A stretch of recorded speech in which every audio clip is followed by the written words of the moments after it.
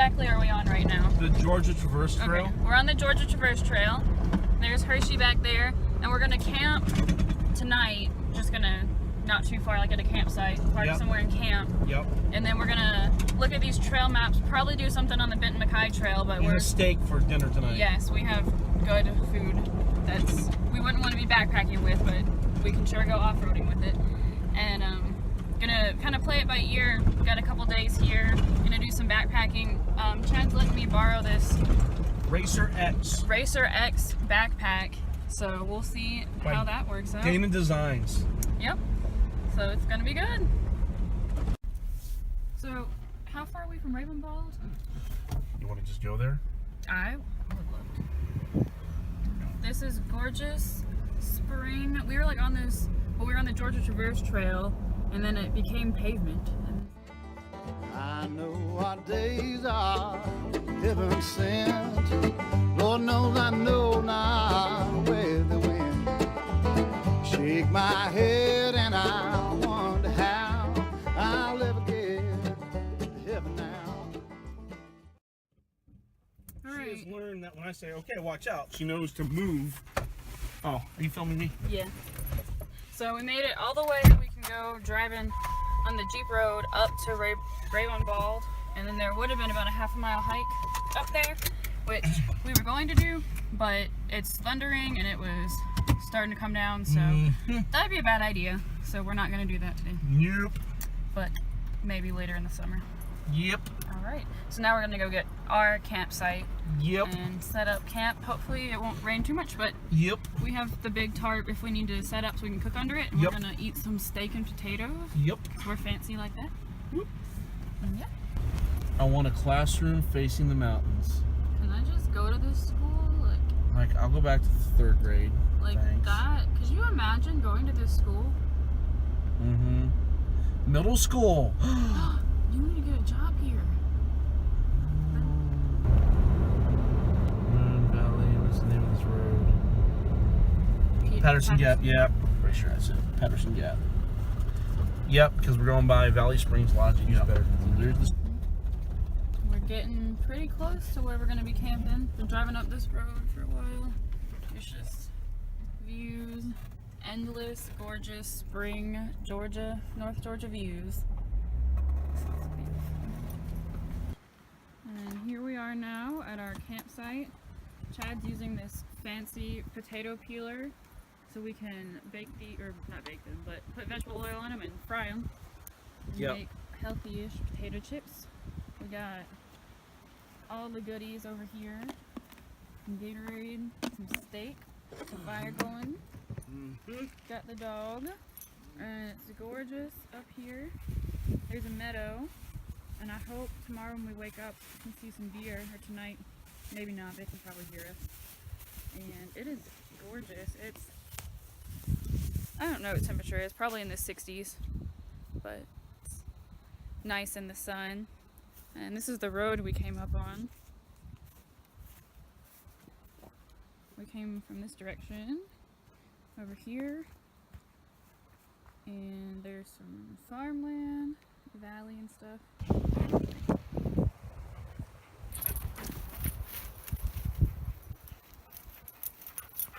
What a good girl. What a good girl. Okay, so we have our camp set up. Chad showed me how to set up a tarp with only one person. And then that's where Chad's sleeping over there in the bigger tarp. Got the Jeep. We got the puppy dog, Hershey, over there. It's still really beautiful here. We've got that meadow, hopefully. I bet there's not going to be any deer because they can probably hear us, but it's just really pretty over here. It's very much spring. Hello.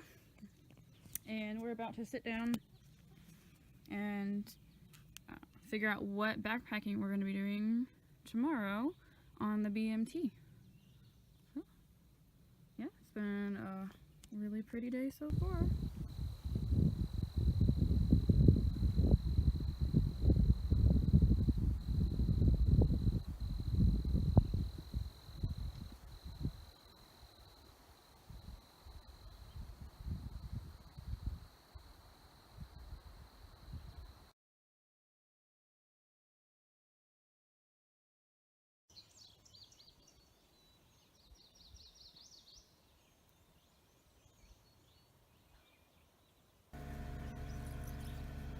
Alright, it's morning now. It's about 7:18. I've been up since 6 because I went to go look for deer. We've been moving for around half an hour. Just packing up the tarps. We're taking some air out of the tires on the Jeep so we can go on the regular road better. And we're gonna probably go into town and get some breakfast, some hot breakfast on the way. And then I'll update you when we figure out exactly where it is we're going to start the backpacking portion of this.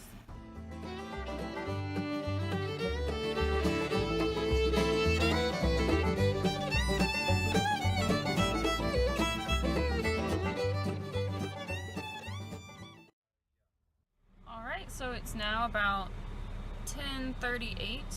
Been driving for a while. We came across 76 and we're heading towards the Calhutta wilderness area towards Conesaga Lake, and we just passed an intersection with the Pinhoti Trail back there, and I think we're going to the BMT, the Benton MacKaye Trail, and then we're going to start doing some backpacking, but we're kind of just exploring around. Chad knows mostly where we are. We're just kind of taking a roundabout way to get there. So I'll update you when we get to the trailhead of where we're actually going to start our backpacking portion. Alright, so we're actually back at Dally Gap parking area. We were here for our BMT hike in December, but we were thinking instead of going up to Big Frog Mountain to turn and go the opposite direction we did in December towards Jack's River, but that's actually going to be kind of strenuous for now. You're videoing the dashboard. And I'm about to show the guidebook. And so instead, we're going to go, instead of parking at Dally Gap, we're going to do the section before, go back to Dyer Gap and go towards Fowler Mountain and go that way instead. Because it's a little bit less strenuous and a little bit shorter. Because it's already almost noon. Yeah. So that's the time plan. for lunch. Yes. So bye Dally Gap. Alright, so we're here at the Dyer Gap parking area. The cemetery is right over there. And then there's a little spot for parking over here. And then make sure you don't go up this road because we went up there and that's not where it intersects the trail. Keep going this way, and in 0.1 mile, that's where it intersects the BMT. And read the guidebook before you try it instead of going the wrong way and then reading the guidebook. Exactly. Alright, so we thought we were going the right way because the map that we have is very ambiguous and not clear. But we have been climbing, up, I don't know, probably not even, maybe half a mile. And we weren't supposed to be climbing. It's been at least 5 miles uphill. 25 miles. 25 uphill. We realized we weren't going the wrong way, so we're just going to do the short hike back and then go Short on 25. the same side of the road as where you park. So make sure if you're trying to go towards Flat Top and Fowler Mountain, go on the same side as you park on, or so we think right now. Cool. Okay, so it turns out that we were right to begin with, and we were heading in the right direction the first time, even though it didn't seem like it and didn't really look like it on the map. So we came back down to where we parked the Jeep at the parking area. Dyer Gap. Dyer Gap, thank you. And we started going the opposite direction towards the South Fork Trail, which is also back towards Dally Gap, about 6.5 miles from here. And so we're still kind of playing it by ear, but the plan now is to go up to probably about, I would say not more than like 3 miles. The Benton MacKaye Trail is going to intersect the Pinhoti Trail, and there's water there, and then we're going to decide if we want to go down the Pinhoti Trail or camp or keep going up Benton MacKaye or see what's popping when we get there. It's 2:30ish right now, so we'll update you in a little bit.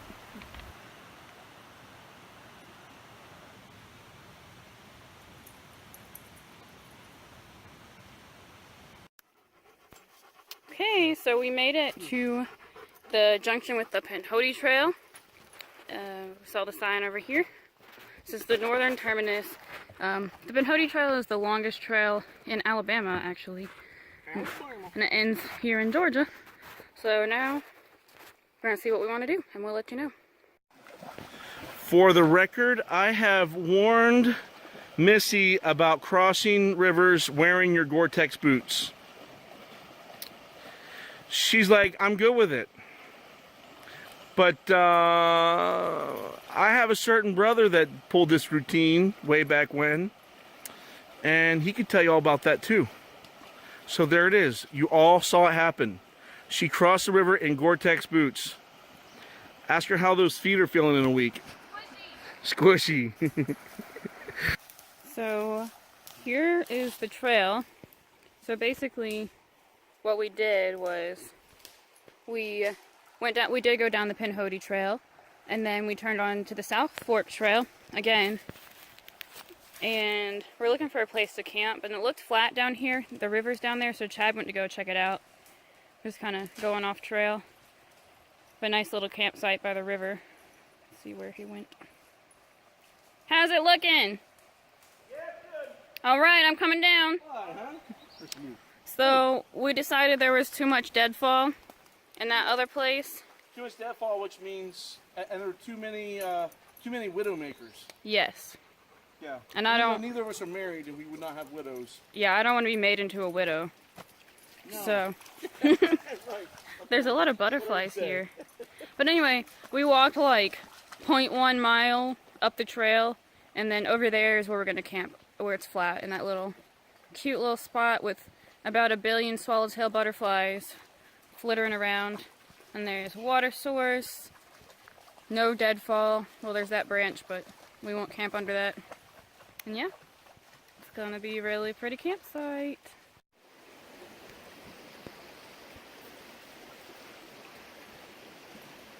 Okay, Hirsch. Right, so there's a little fire pit here. There's a nice trash can with some bullet holes in it over there. Got a lot of butterflies. We got probably part of the South Fork of the Jacks River. It's really pretty. We got the doggo. It's gonna be pretty nice. Very nice.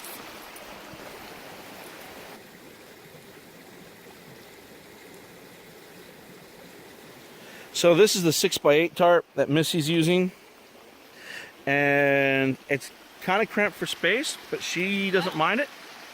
I've been in there in bad storms and snowstorms and rainstorms. Wasn't too bad, but like I said, it is a little cramped.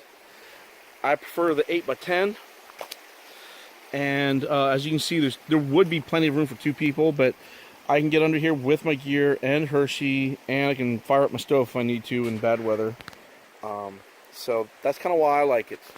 I get a little bit more room. What material is it? Sil nylon, 1.1 ounce sil nylon, and these are Equinox tarps. They're really light. So the 8x10 is about 1 pound, and the 6x8 is about 9 or 10 ounces. And the 8x10 costs about $90, and the 6x8 is, I think, $60 to $80 right now. So as far as sleep systems, Missy's using the Ridge Rest ground pad, and that looks like the normal width. That's a 20-inch wide one. Mm-hmm. And my down bag, it's a Marmot 15 degree. Were you pretty warm last night? Yeah, it took me like an hour to get warm, but once I did, I stayed warm. Okay. So that was successful. Missy's part lizard, some people don't know, and so she tends to stay cold. You might find her sunning out on rocks on, sunny days. Yeah. So for me, that is an SOL bivvy that costs like $30 and has lasted me several years. I use it as my ground cloth, and if I needed it as a bivvy, I could use it. This is the Outdoorsman Lab ground pad, and that's pretty comfy. I sleep really well on that. And then this quilt was actually like a down throw that you can buy at Sam's Club. And my brother added some snaps to it. some snaps to it so I can make a foot box, and one snap up by the head so I can snap it behind my neck at night. And it's good down to like in the 50s, low 50s, and I'm good in it.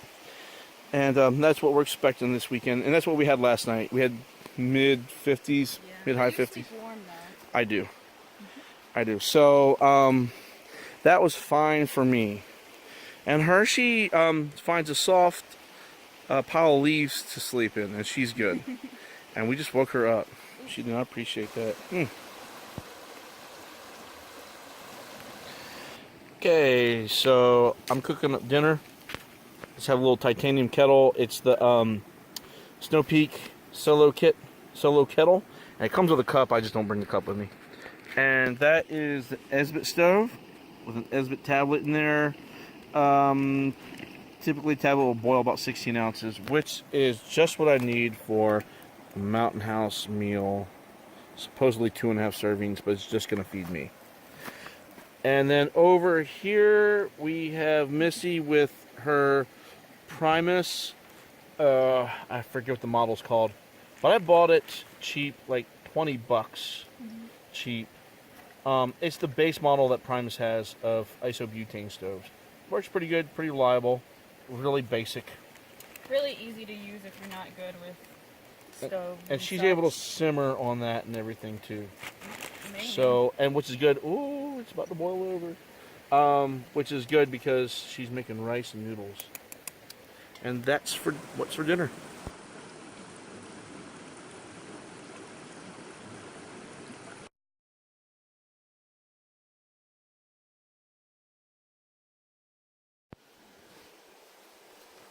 Okay, it's morning now.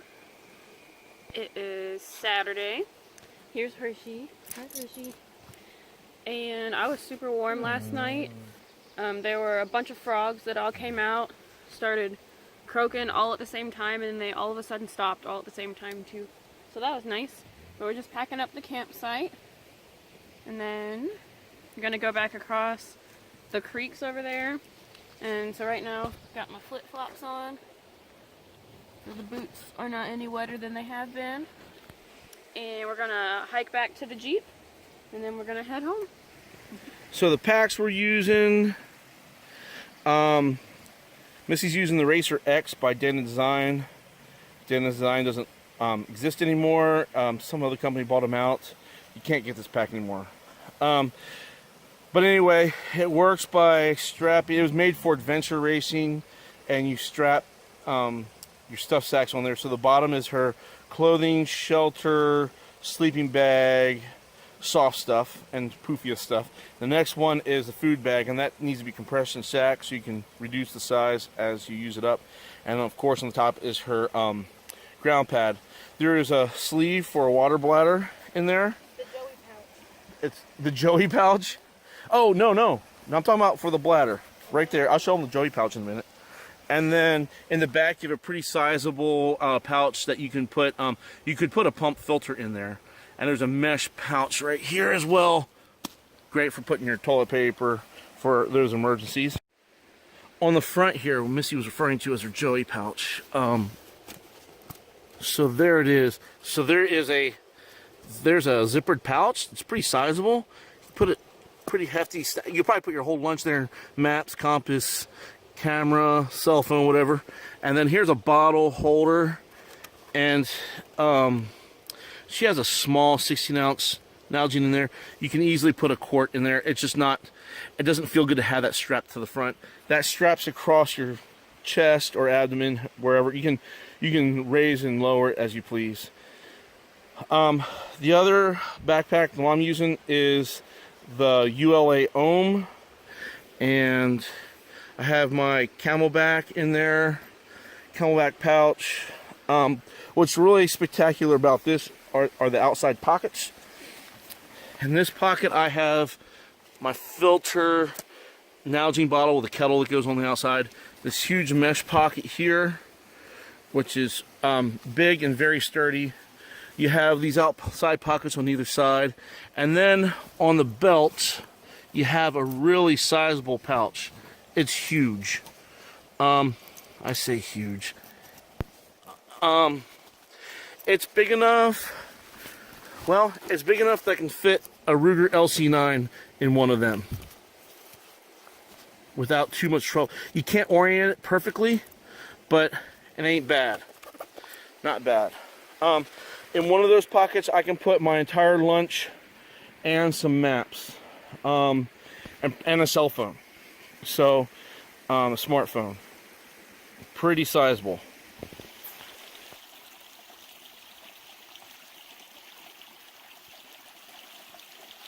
Alright, like true hikers, we are hiking in our flip-flops. Because we ain't trying to get those boots wet.